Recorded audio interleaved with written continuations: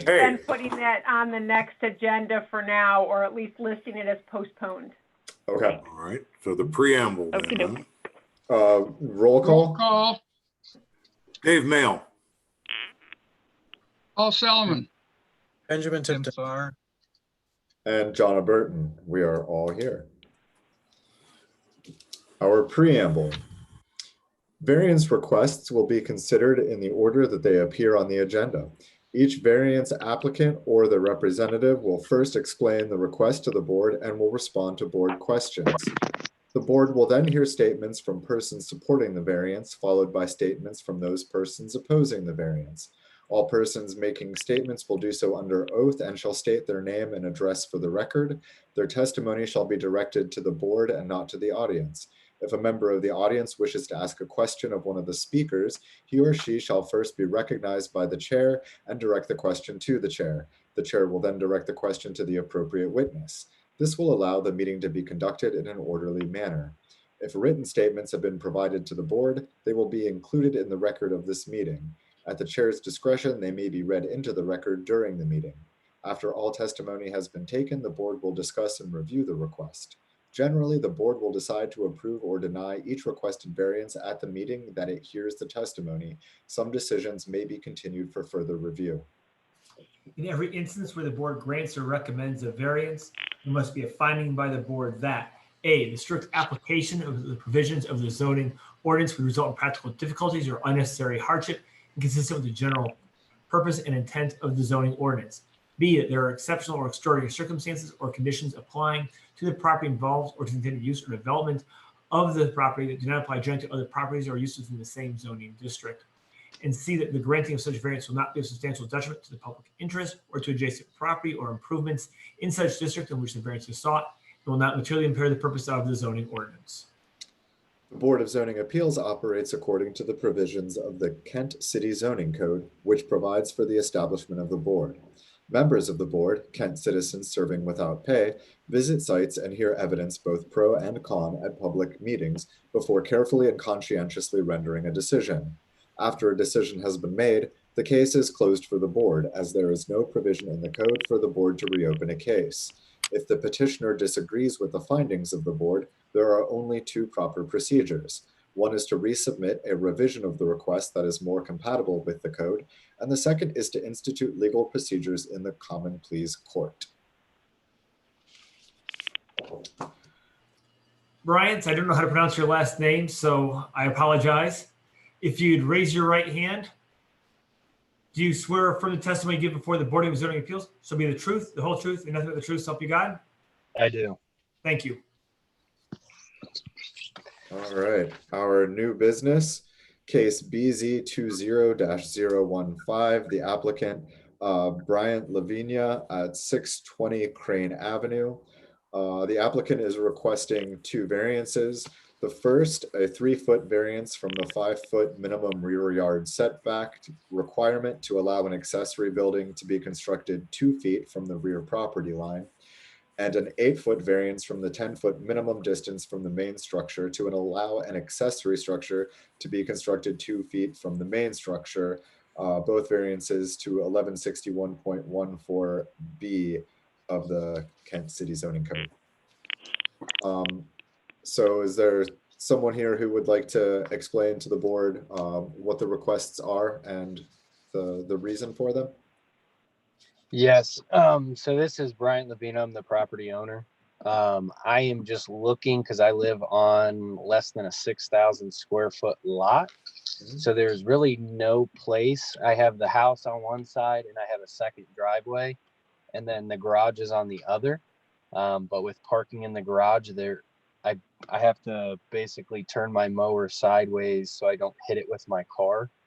I have no room for like patio furniture or anything like that, just to keep my property up to maintenance. But I've talked to 2 of my neighbors that are actual residents.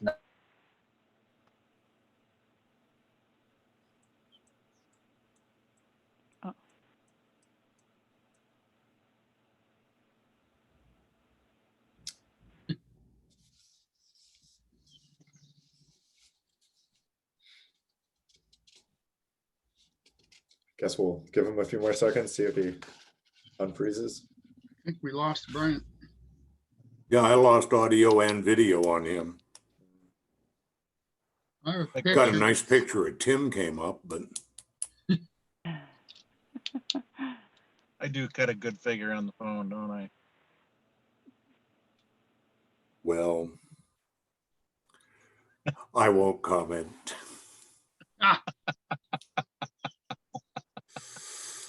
Technology is wonderful when it works. Right. Where did Bryant go? Bryant, I still see your name up there. Are you on? I think he is not. Well, that's what you get for calling in from your car. Here. I think he's trying to log back in, but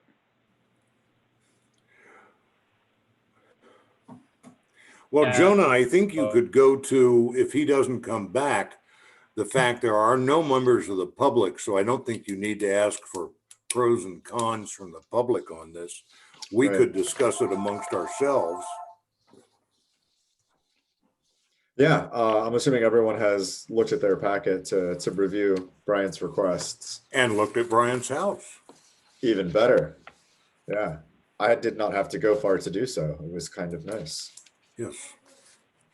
Actually, both of these are very close to each other. Yeah, it made my prep Anyway, a lot easier. I will start this. I went by and looked at his house and walked around without going in his gate and turning his dog on. And I see what he means about the size and the placement.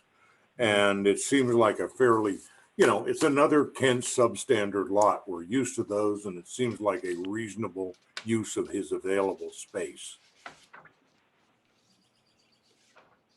Over. Yeah, I'll chime in. I looked at it today also. And yeah, it's just a really, really tiny lot. And I think the variances are reasonable considering the size of the lot, as long as none of the neighbors object. And we don't know what the answer to that is, other than none of them are at the meeting. Right. And has Heather gotten any mail from the neighbors? Or anybody?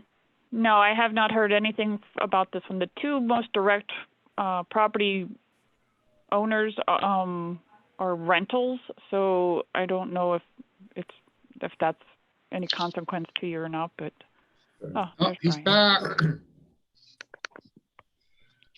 Welcome back, Brian. Brian. Perfect. Could you guys hear any of that? We heard the very beginning, and that's about it. So feel free to just start right over. All right. So basically, I live on a 6,000, less than that, probably like 5,900 square foot lot. I have the garage on one side, and then my house and my second driveway on the other side. I've already talked to two of the actual residents that are not rentees, or tenants, I should say. Neither one had a problem. I just want to put like an 8-foot by 8-foot, shed from Lowe's or Home Depot in there, so I can store, either my lawn furniture or mower or, just extra lumber. Really, whatever you guys will allow me. I don't know what the rules or codes are with that. But that's really about it. There's just no other place I can put it. And that's why I need the variance. You do not intend to dig nor pour a foundation. I mean, you're just going to put a regular shed on a block Correct. or on wood. Okay. Yes. All right. Okay, so your neighbors are at be the south and the east of your lot, Brian? They are, I want to say it would be, yes, it's Mary Lee and Dale. I don't know their last name. They live on Crane as well. Mhm. Yeah. And then the Schneiders, Okay. Karen and Neil. Mhm. And then everywhere else is a rental house, and then across the street is vacant.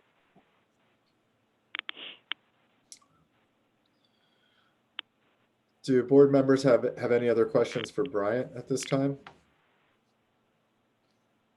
Not I. Not I. Brian, Nothing from me. Right. The driveway, the driveway without the garage, the cars are always pulled all the way in, and that is required to stay as parking even though you have a garage. It wouldn't be on the actual driveway. It would be behind the driveway. I have like a little spot that was dirt and I just have gravel sitting there now to fill it in, because no grass can really grow back there. But yes, typically if cars are in that driveway, 2 cars can fit there without being on the sidewalk. Okay, thank you. Okay, cool.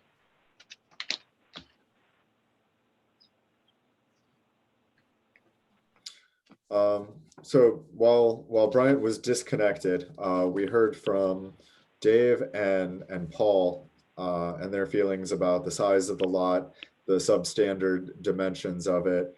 And I believe Dave had mentioned that there's not much of a better place to really put it, but I don't want to put words in your mouth, Dave. So if you would just reiterate your statements so that everyone can hear them, that'd be great. Me, Dave? Yes, please.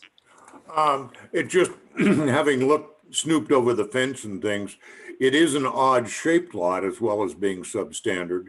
And there really isn't, what he wants is a rather modest shed, but if he skids it out to match all of the existing setbacks, it's going to kind of float like an abandoned child in the backyard. I think what he's asking for is reasonable. It does leave clearance around the shed if people have to paint it or put a fire out in it or something.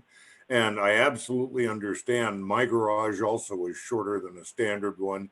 So it's good to have a place to put lawn chairs, lawn mowers, snow blower, etc. So I think that's a reasonable request, and I see no reason that it violates our 3 tenants. I'll chime in because I said it earlier, the same thing. It's a very small lot. I drove by over there and looked at it without being too obviously snoopy. That spot's probably the best spot. To get 10 feet from the house, I don't think it would fit on the lot at all. And so I think these variances are reasonable and considering the fact that it's an extremely small, odd-shaped lot. I think it's been well thought out. And the fact that it's a small shed to begin with, and the fact he asked us first. Excellent points. Benjamin, Tim, anything to comment or add? Yeah, I'll echo. I kept trying to think about just a different location. And that's why I asked about the concrete pad, that being an obvious potential other location, but parking being a need and such short drives, that's out of mind and for me. The setback from the house is I'm the setback from the backyard, the 2 foot there, that there's really no other logical spot for that. But the 2 foot from the house, just thinking longevity, that's really close to the house, and I'm sure that the 10 foot was designated for some reason, probably because of fire. That's the only one that gives me a little bit of pause.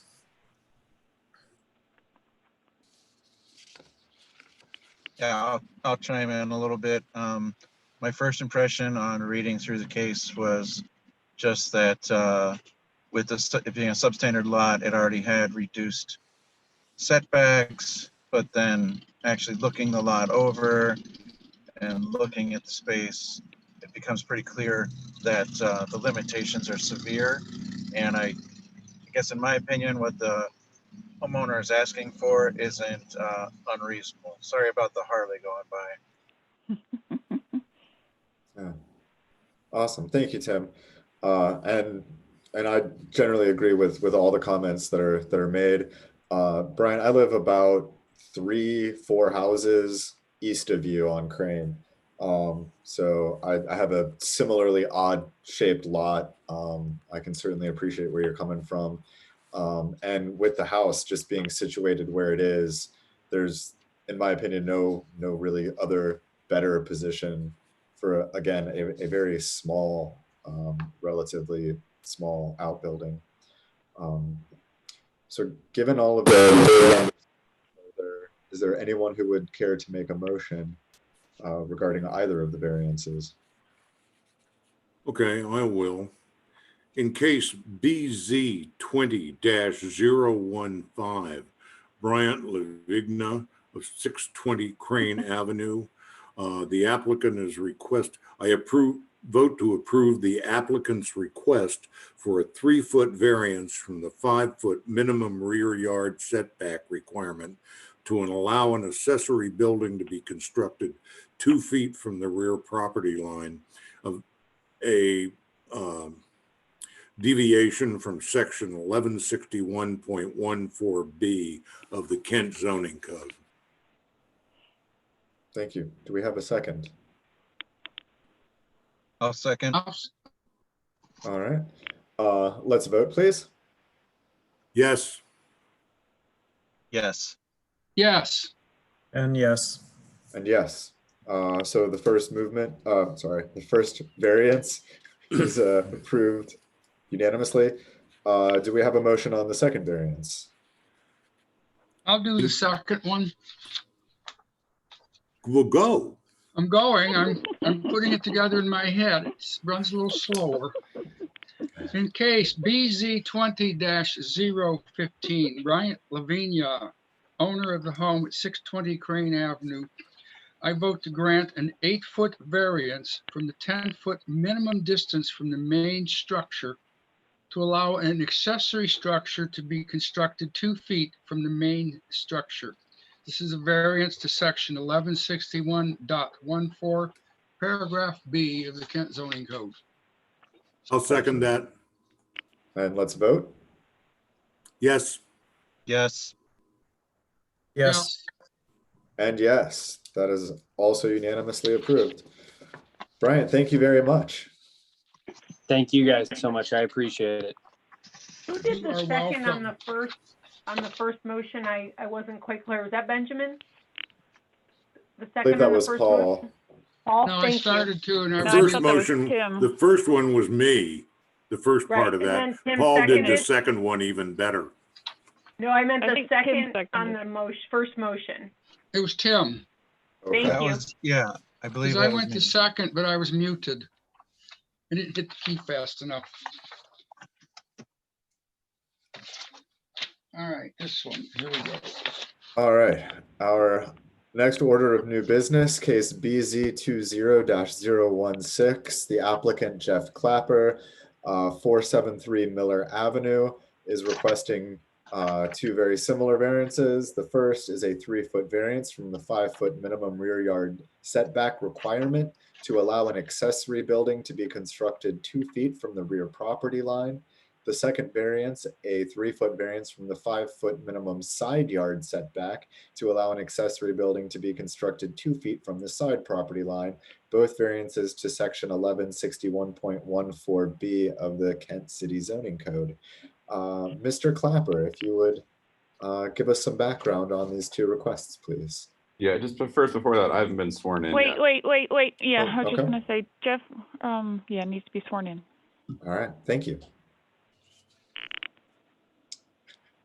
Watch Eric. Eric, you're muted. There we go. I thought the space bar would work. What do I know? So, do you swear affirm the testimony you give will be the truth, the whole truth, and the truth, something you got? I do. Thank you.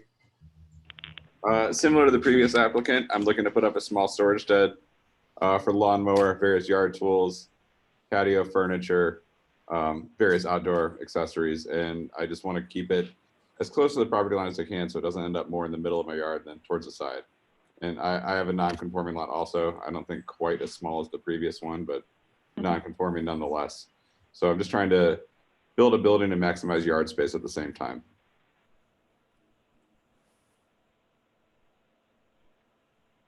All right. Any questions from the board members for Mr. Clapper? Not I. Not me. Nothing here.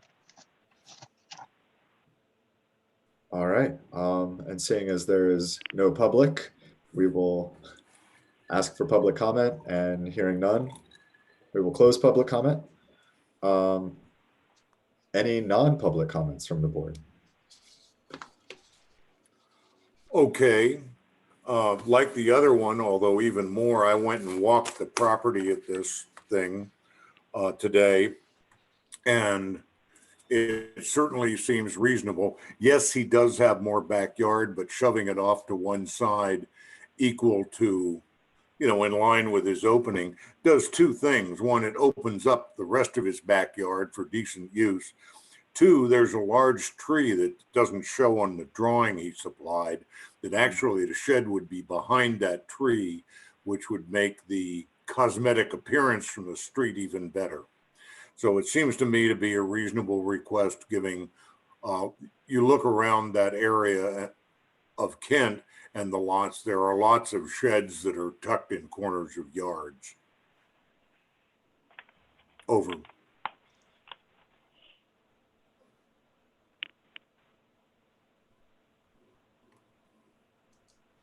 Paul, say something.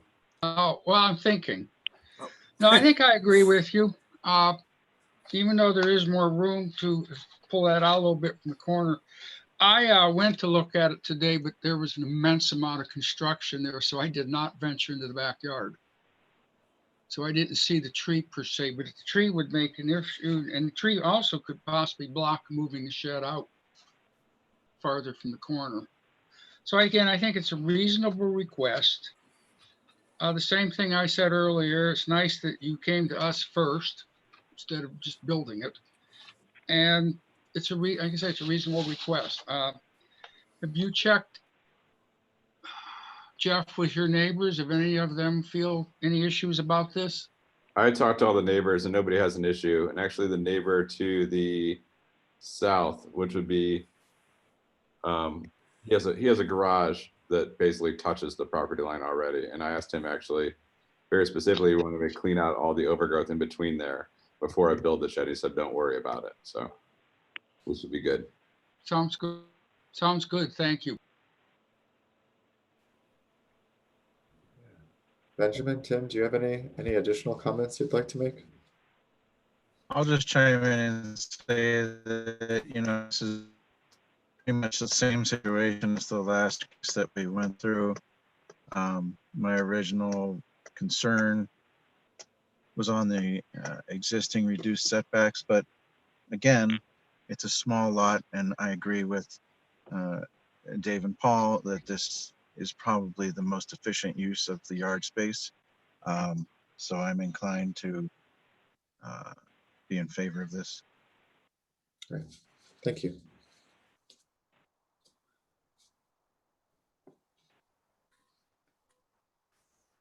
Yeah, we're looking at a 3 foot of a 5 and a 3 foot of a 5 for the rear and side.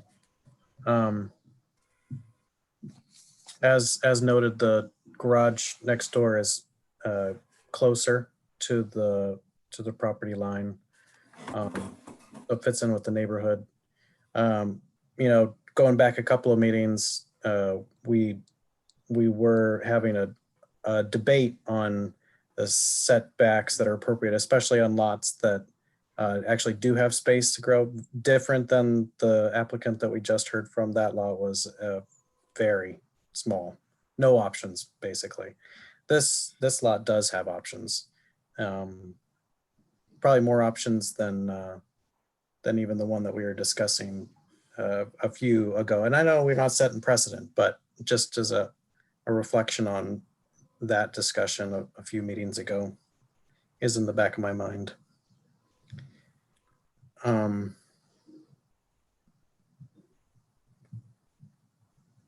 Yeah, that's all I have for now. Okay. I tend to also agree with Paul and Dave. Looking at the lot, it makes sense to put it there with the existing and the planned addition of more fencing. I think that's gonna even more kind of keep it on the lot, less impactful to the neighbors. And again, especially in this case, I also tend to agree with Dave that really by kind of tucking it in the corner, you're making the most efficient use of the space. um, which I think is something worth considering as well.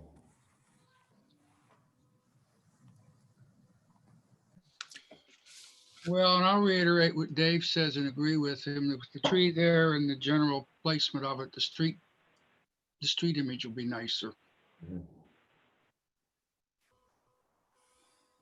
Just real quick, I'm planning on adding a fence in the front of the house too, between the existing fence on the south property line and up to the corner of the house to block that view even more. Okay.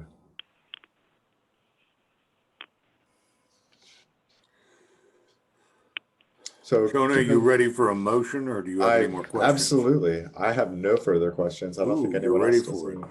Okay, in case BZ 20-016,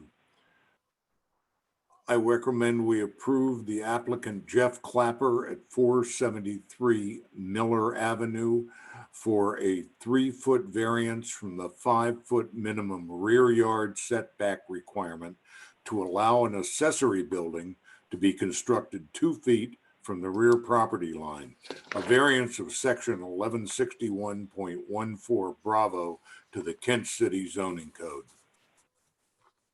I'll second. Tim seconds that. Let's vote. Yes. Yes, Yes.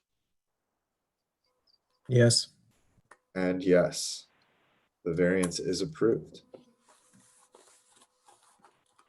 Okay, in case BZ 20-016, I recommend we approve the applicant Jeff Clapper at 473 Miller Avenue for his request of a 3-foot variance from the 5-foot minimum side yard setback to allow an accessory building to be constructed 2 feet from the side property line, a variance of section 1161.14 Bravo of the Kent City zoning code. I'll second. Let's vote. Yes. Yes. Yes. Yes. And yes, the motion passes. Awesome. Mr. Clapper, you're all set. Thank you. Thank you, Eric, Bridget. I'll see you tomorrow. Yeah, good luck with your meeting tomorrow. I saw the agenda. Thank you. Luckily, it's just work session. Right. Bye.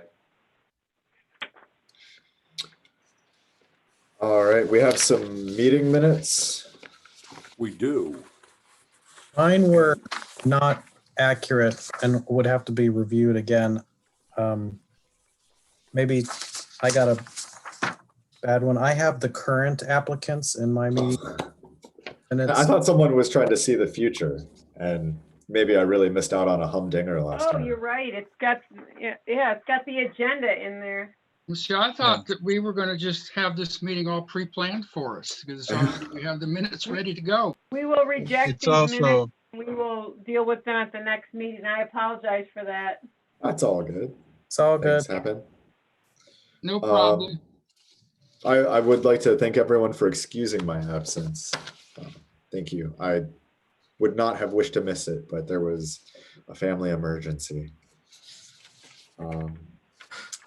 Do we have any other business? Not legal. Having, other than the date being wrong on the last minutes, anybody have any other questions about them?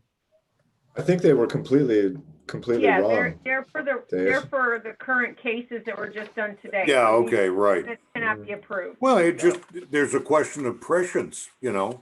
If you know that ahead, then we could save a lot of time. All right, We need the May 18th minutes, not these. we'll do it next time. And I Never mind. did review those, so I do know we have a version of them, but apparently they did not make it here. So we'll just bring them back next month. Okay. Fine. Thank Sounds you. good.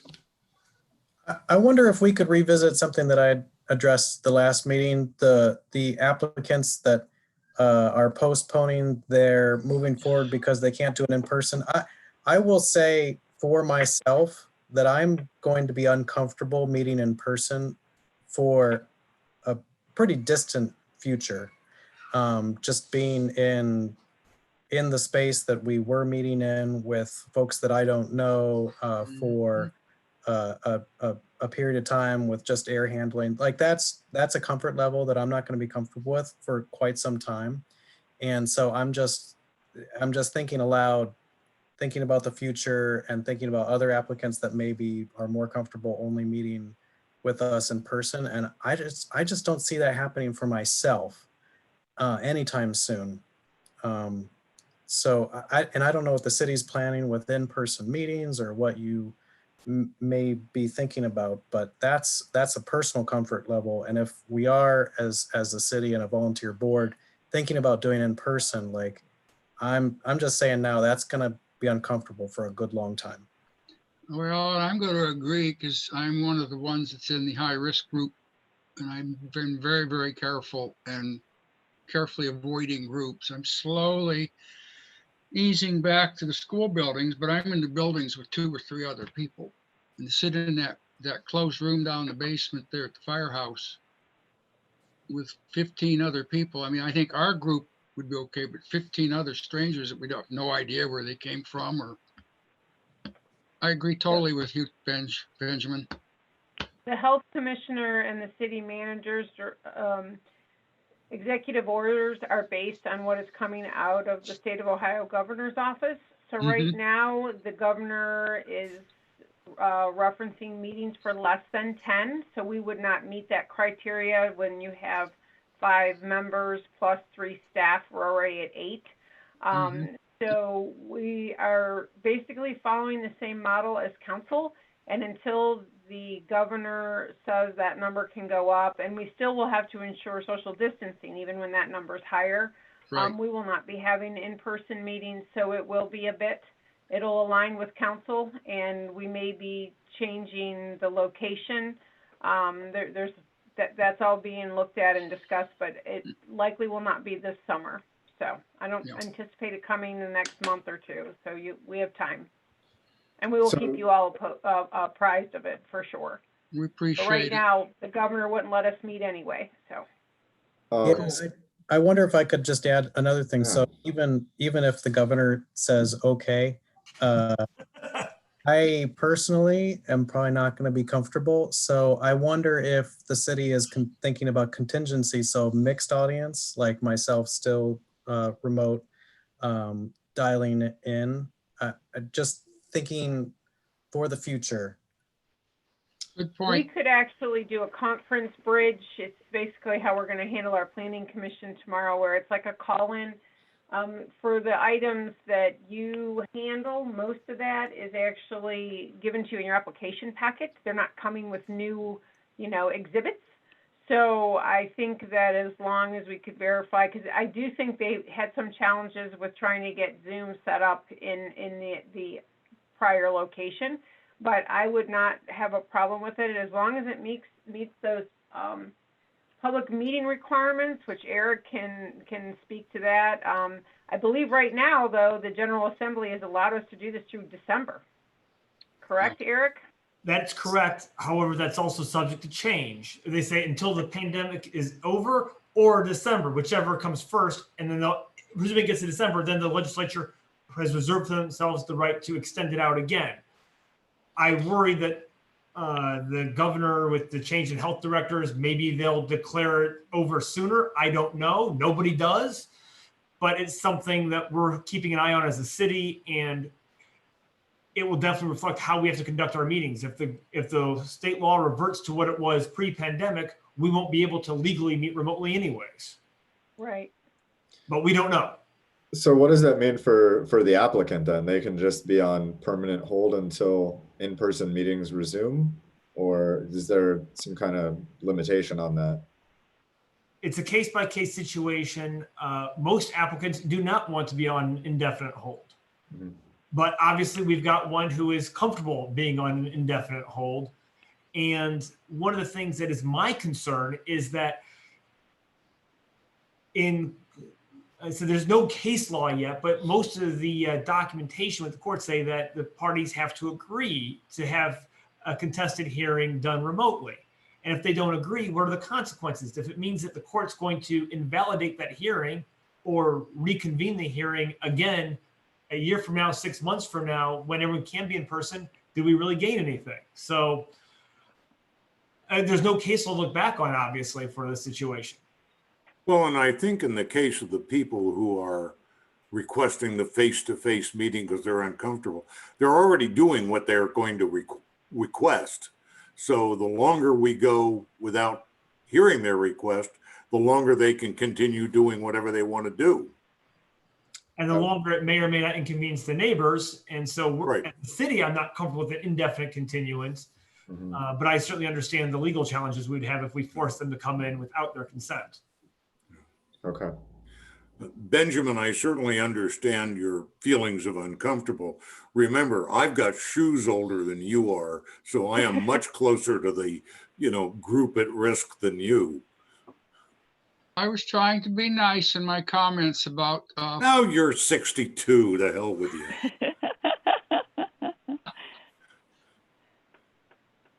oh, I'm older than I look. And I Well, feel older than I look. Because you haven't done anything. Do we have So are we any done, Mr. Chairman? other business? No, sir. Do we have a No. motion to adjourn? Sure, I'll move we adjourn. I'll second that motion. Those in favor? Aye. Aye. I would like to point out if she's still on, whoever runs the